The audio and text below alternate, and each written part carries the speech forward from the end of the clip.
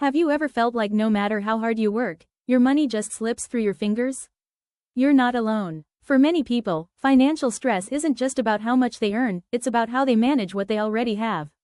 And interestingly, some of the most powerful financial principles aren't new at all. They've been around for thousands of years. In fact, the Bible offers timeless wisdom about money, practical, grounded, and surprisingly relevant in today's world. Today, we're going to walk through 7 wise financial decisions inspired by biblical principles that can help you build stability, reduce stress, and create a better future.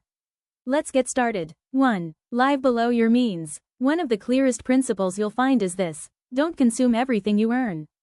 There's a powerful idea that says the wise store up resources, while the foolish spend everything immediately.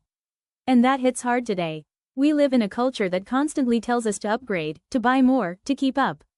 But wisdom says something different. Just because you can afford it doesn't mean you should buy it. Living below your means is not about deprivation, it's about control. It gives you breathing room.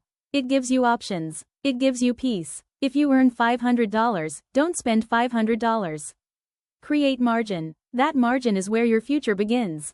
2. Avoid unnecessary debt. Debt is one of the biggest traps people fall into.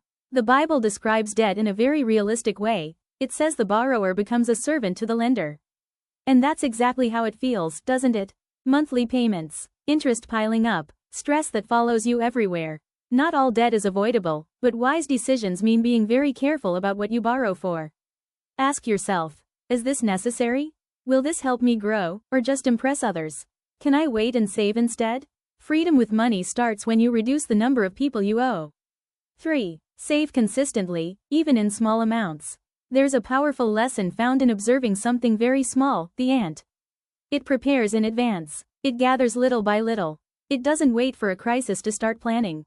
That's exactly how saving should work. You don't need a huge income to start saving.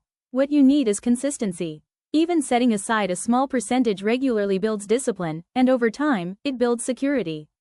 Saving is not about fear. It's about wisdom. It prepares you for unexpected moments and gives you confidence in uncertain times. 4. Plan before you spend. Another powerful principle is this: don't start something without counting the cost. Think about how often people make financial decisions emotionally, buying on impulse, reacting to pressure, or chasing temporary satisfaction. Planning changes everything. Before spending, ask, do I really need this? Does this align with my priorities? What will this cost me in the long run? A simple budget is not restrictive, it's freeing. It tells your money where to go instead of wondering where it went. 5. Be faithful with what you have now. One of the most overlooked principles is this: how you handle small amounts determines what you can handle in the future. Many people think, if I just made more money, everything would be fine. But that's not always true. If money is mismanaged at a small level, it often gets mismanaged at a larger level too. Wisdom starts with stewardship, taking care of what you already have. Manage your current income well. Be responsible with your expenses. Stay disciplined even when no one is watching. Growth comes from faithfulness, not just opportunity. 6. Practice generosity. This might seem surprising in a financial conversation, but generosity is actually a key principle.